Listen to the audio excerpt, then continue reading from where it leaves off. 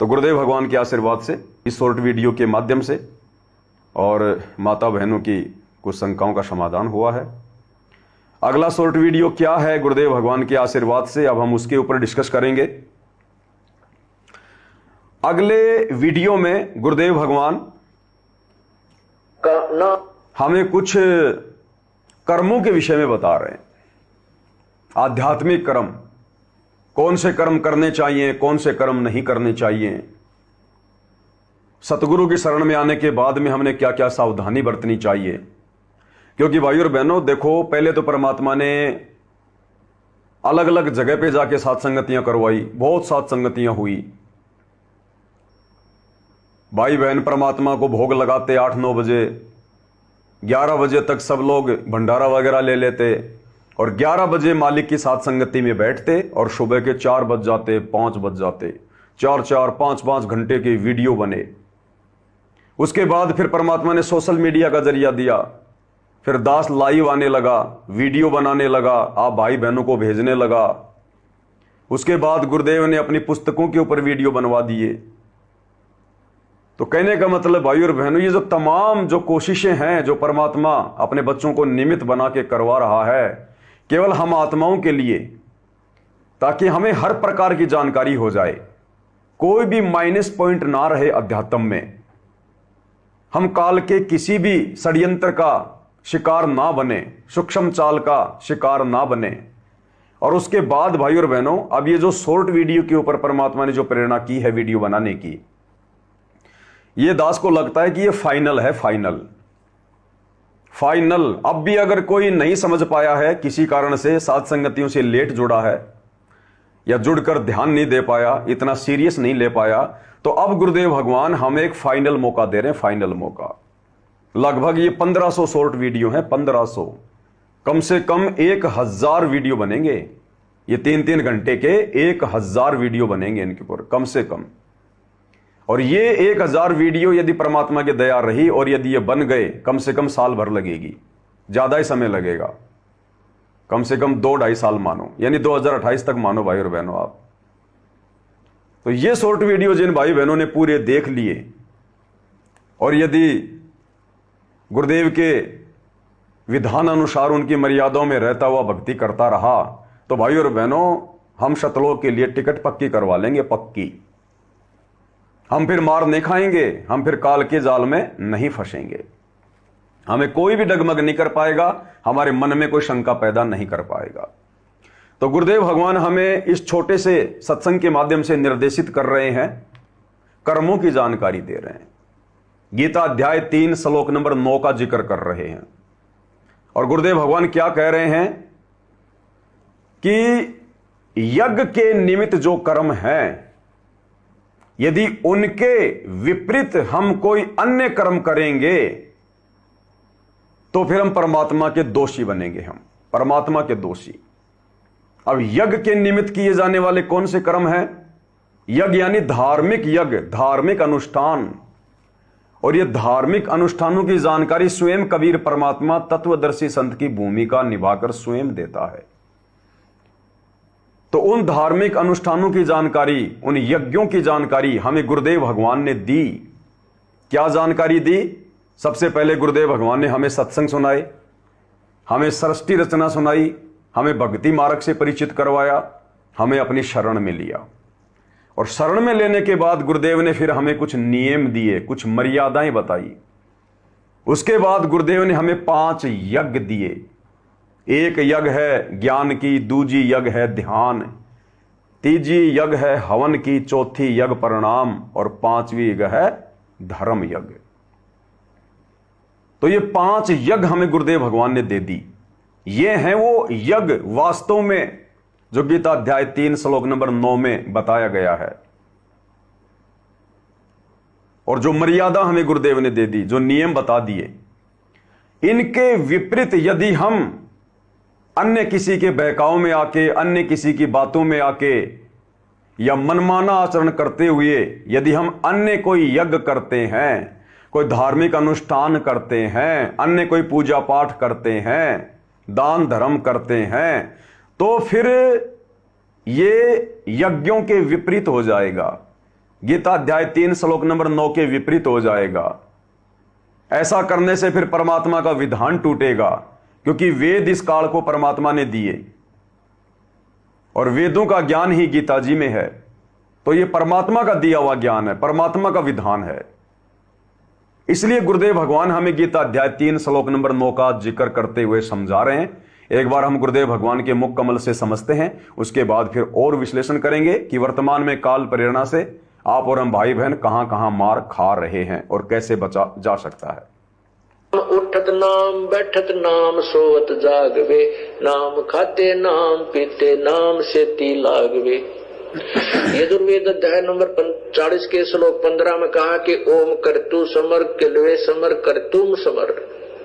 ओम नाम का जाप काम करते करते स्मरण कर, विशेष कसक के साथ स्मरण कर, अपना मुख्य मनुष्य जीवन का मुख्य कर्तव्य मानकर इसका स्मरण कर, कसक के साथ कर। जैसे आप यहाँ से बैठते हो 2 घंटे बस में, 3 घंटे बस में लगे या जीप अपनी सवारी में लगते हैं, यहीं से अपना आंखें बंद करके या खोल कर जैसे भी और परमात्मा के नाम का सिमरण करता जावे।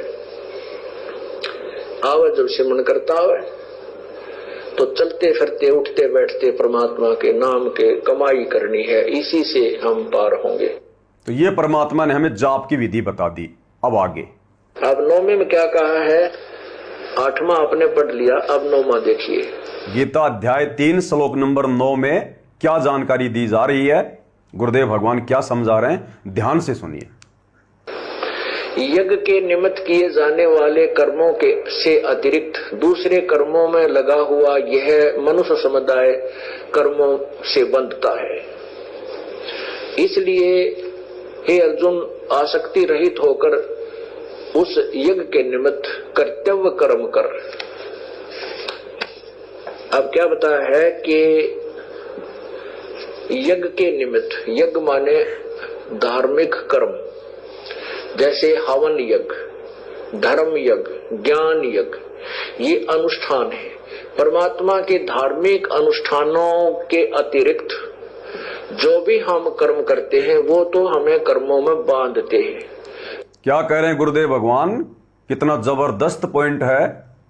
स्वयं सतगुरु रामपाल जी भगवान, ये कबीर परमेश्वर अपना ही विधान बता रहे हैं गीता जी से प्रमाण देकर अध्याय 3 श्लोक नंबर 9 कि यज्ञ के निमित्त जो धार्मिक अनुष्ठान करने का हमें परमेश्वर ने आदेश दिया है, उसके विपरीत यदि हम यज्ञ करते हैं, अनुष्ठान करते हैं, तो वो यज्ञ, वो कर्म हमें काल के बंधन में बांधते हैं, बंधन में।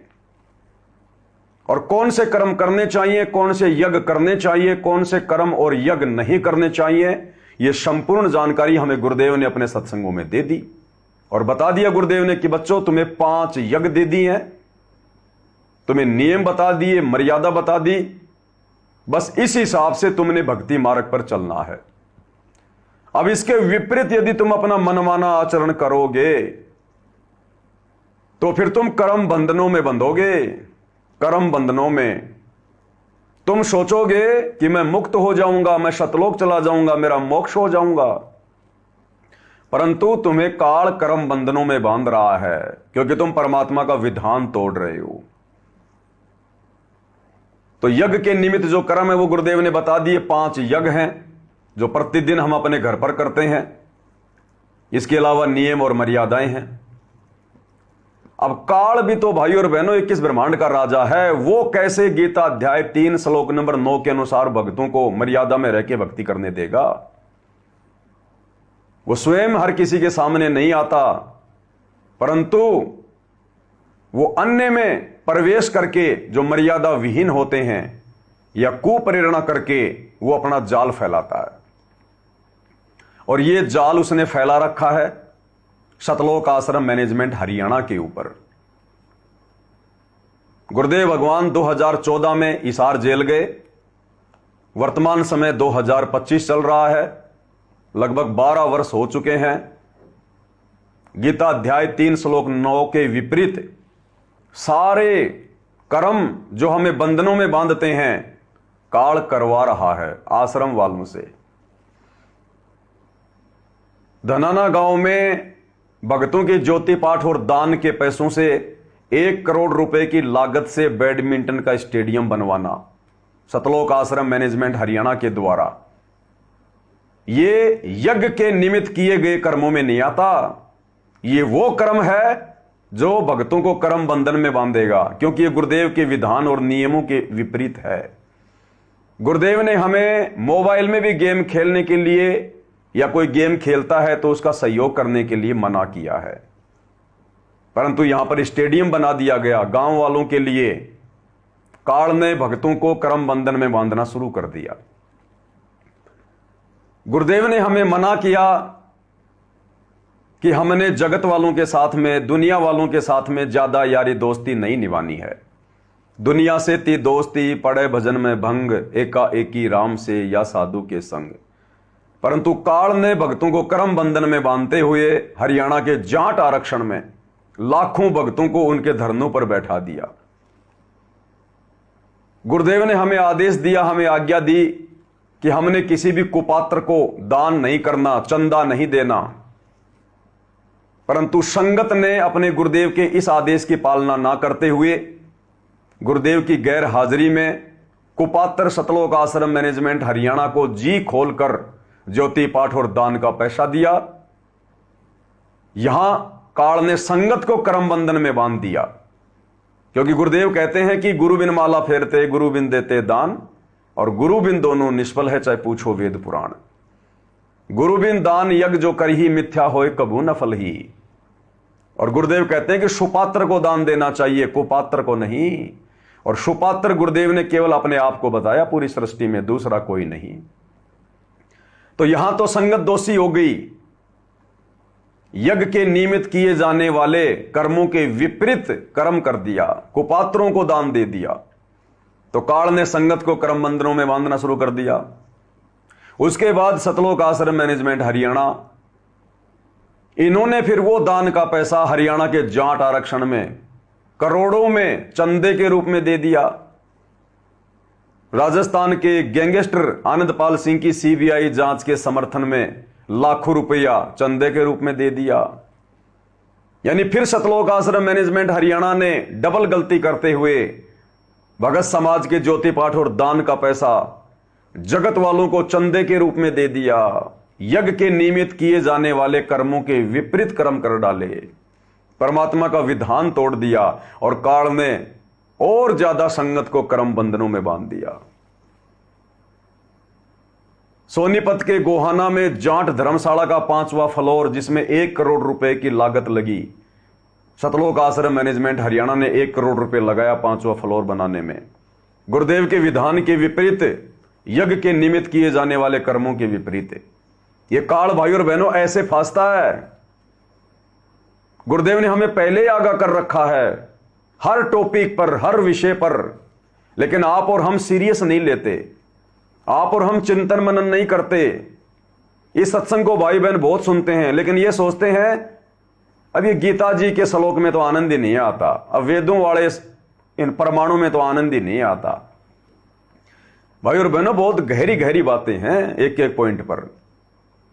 अब बताओ कितनी बड़ी बड़ी गलतियां इस गीता अध्याय 3 श्लोक 9 को ना समझ पाने के कारण, और बड़े बड़े सारनामी सार शब्द प्राप्त भगत कर रहे हैं, जो पिछले 15-15, 20-20 साल से, 30-30 साल से गुरुदेव के चरणों में हैं। तो आम संगत का क्या होगा? इसलिए गुरुदेव भगवान कहते हैं कि सत्संग सुनते समय एकाग्रचित होकर सुनना चाहिए कि परम संत क्या कह रहा है। उनके द्वारा कहा गया एक एक शब्द विशेष होता है, वो किस संदर्भ में कहां फिट बैठेगा ये समय आने पर पता चलता है। तो काल ने संगत को उन कर्मों में बांध दिया जिन कर्मों को ना करने की शिक्षा हमें गुरुदेव भगवान ने बारंबार अपने सत्संगों के माध्यम से दी। अब गुरुदेव हर बात को खोल के नहीं बताएंगे, इसलिए परमात्मा ने साध संगतियां शुरू करवा दी, जो उनके द्वारा किए गए सत्संगों के निष्कर्षों को आपके सामने रख सके। तो बहुत सारे कुकर्म गुरुदेव के ज्ञान और मर्यादाओं के विरुद्ध जो सतलोक आश्रम मैनेजमेंट हरियाणा कर रहा है, जैसे परशुराम की जयंती में भगत समाज को बैठा देना, जितने भगत हरियाणा रोडवेज बसों में बैठकर रोहतक के पैरावर में परशुराम की जयंती में मुख्यमंत्री की रैली में गए थे, सबको काल ने कर्म बंधनों में बांध लिया, क्योंकि वो आन उपासना के अंतर्गत आता है। वो पैरावर धाम है और परशुराम की जयंती मनाई जा रही थी, वो धार्मिक प्रोग्राम था। और गुरुदेव ने हमें आन उपासना के तहत जितने भी धार्मिक प्रोग्राम होते हैं, जागरण होते हैं, सत्संग होते हैं, हमें वहां जाने के लिए मना किया है, बिल्कुल नहीं जाना हमें। और काल ने संगत को वहां पर भेज दिया और कर्म बंधनों में बांध लिया। हरियाणा के सिरसा के अनाज मंडी में कबीर जयंती मनाई जा रही थी नकली कबीर पंथियों के द्वारा। सतलोक आश्रम मैनेजमेंट हरियाणा ने भगत समाज को हरियाणा रोडवेज की बसों में बैठाकर वहां भी बैठा दिया, आन उपासना में सहयोग करवा दिया। काल ने भगत समाज को कर्म बंधनों में बांध दिया।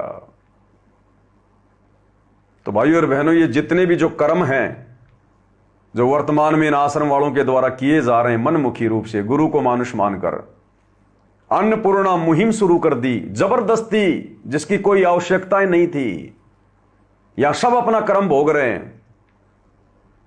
हम कौन होते हैं बीच में दखलंदाजी देने वाले? गुरुदेव ने जितना बताया उतना करना था कि उनको परमात्मा से जोड़ो, उनको नाम दीक्षा से जोड़ो। वो जैसे जैसे भक्ति करेंगे उनके शुभ कर्म बनेंगे, परमात्मा उनको भी संभालेगा, उनका भी मकान बनवाएगा एक दिन, उनको भी परमात्मा धन धान्य से परिपूर्ण कर देगा।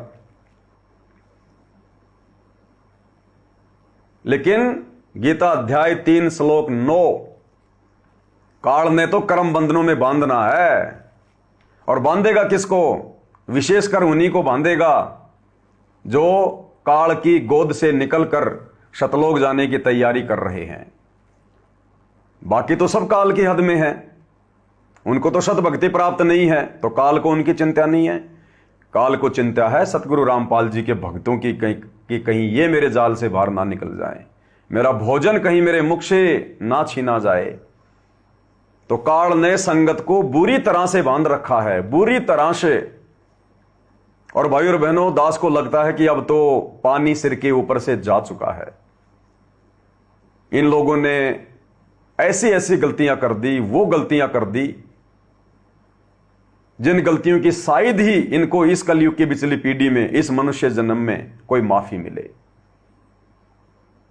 और साथ में सौभाग्य उन आत्माओं का, सत्सेवक भाई बहनों का, जिनको परमेश्वर ने साध संगति से जोड़कर, सुसंगति से जोड़कर काल के कर्म बंधनों में फंसने वाले कर्मों से बचाए रखा।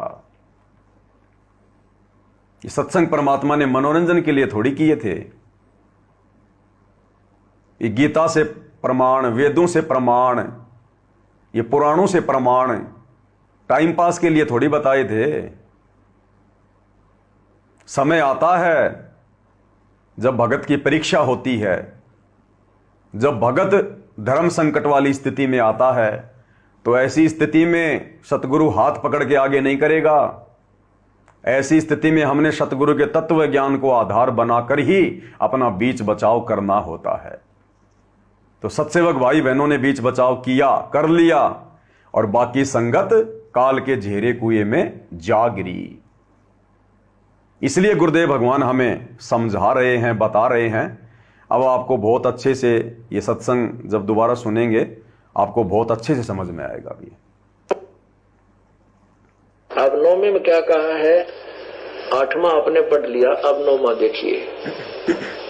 यज्ञ के निमित्त किए जाने वाले कर्मों के से अतिरिक्त दूसरे कर्मों में लगा हुआ यह मनुष्य समुदाय कर्मों से बंधता है। इसलिए हे अर्जुन, आसक्ति रहित होकर उस यज्ञ के निमित्त कर्तव्य कर्म कर। कर्तव्य कौन से कर्तव्य कर्म? जो गुरुदेव भगवान ने आज हमें बता दिए हैं, बस वही कर। इसके अलावा किसी के मनमाने आचरण का शिकार मत बन, देखा देखी भेड़ चाल में मत चल, होश में जोश मत खो। क्योंकि गीता जी में जिन अध्यायों में जो भक्ति का विधान बताया गया है, आज वो भगवान साक्षात आप और हमें सतगुरु रामपाल जी के रूप में प्राप्त है। तो गुरुदेव ने हमें जो यज्ञ बता दिए, जो धर्म कर्म की जो नीति बता दी, सुमरण सत्संग, बस उनके अतिरिक्त कुछ नहीं, मनमाना आचरण नहीं, अन्यथा काल के कर्मों में बंधेंगे फिर, जैसे 90% संगत बंध चुकी है। अब क्या बताया है कि यज्ञ के निमित्त, यज्ञ माने धार्मिक कर्म, जैसे हवन यज्ञ, धर्म यज्ञ, ज्ञान यज्ञ, ये अनुष्ठान है। परमात्मा के धार्मिक अनुष्ठानों के अतिरिक्त जो भी हम कर्म करते हैं वो तो हमें कर्मों में बांधते हैं, और ये कर्म हमें, ये भी कर्म है, ये कर्म हम कर्मों को छुड़वाते हैं, उनसे बंधन से मुक्त करते हैं। तो इसलिए कर्तव्य कर्म कर, क्या कह रहे हैं गुरुदेव भगवान कि जो कर्म आपको परम संत के द्वारा बताए जाएंगे, सतगुरु के द्वारा जो बताए जाएंगे, वो भी कर्म है। वो यज्ञ, वो धार्मिक अनुष्ठान, वो भी वो कर्म है, यानी वो करने योग्य हैं, लेकिन वो कर्म आपको काल के कर्म बंधनों से मुक्त करवाएंगे। और जिन कर्मों के ना करने के लिए गुरुदेव आदेश देते हैं, धार्मिक शास्त्र हमें आदेश देते हैं, उन कर्मों के करने से फिर हम काल के बंधन में बंधेंगे। इसलिए गुरुदेव भगवान कह रहे कि कौन से कर्म करने चाहिए, कौन से कर्म नहीं करने चाहिए। इसके लिए गीता अध्याय 16 श्लोक नंबर 23 ही प्रमाण है कि शास्त्र विधि को त्याग कर जो मनमाना आचरण करते हैं, उनकी ना कोई गति होती है, ना कोई उनको सिद्धि प्राप्त होती है, और वो काल के कर्म बंधन में बंधते हैं। फिर गीता अध्याय 16 श्लोक नंबर 24 में कहा है, इसलिए अर्जुन, कर्तव्य और अकर्तव्य कर्मों की जानकारी के लिए कि कौन से कर्म करने चाहिए, कौन से कर्म नहीं करने चाहिए, शास्त्र ही प्रमाण है। तो वर्तमान में हम भक्तों के लिए सबसे बड़े शास्त्र क्या हैं? गुरुदेव के सत्संग, गुरुदेव की पुस्तकें, ये सबसे बड़े प्रमाण हैं, धर्म ग्रंथ हैं, शास्त्र हैं। तो गुरुदेव ने हमें जो धर्म कर्म की जो प्रक्रिया बता दी है, बस हमने उसी अनुसार अपनी भक्ति को आगे सफल करना है। इसके विपरीत जो कर्म शतलोक आश्रम मैनेजमेंट हरियाणा कर रहा है, ये सारे कर्म भगत को कर्म बंधन में बांधने वाले हैं। तो भाई और बहनों, हम सभी भाई बहन ध्यान रखें इन बातों का। ये हमारा फाइनल रिवीजन चल रहा है, फाइनल रिवीजन। अब भी यदि कोई काल के जाल में फंसेगा तो भैया उस भगत की अपनी नादानी होगी, अपनी नादानी। और परमात्मा फिर ऐसे भक्तों से बहुत ज्यादा रुष्ट होता है।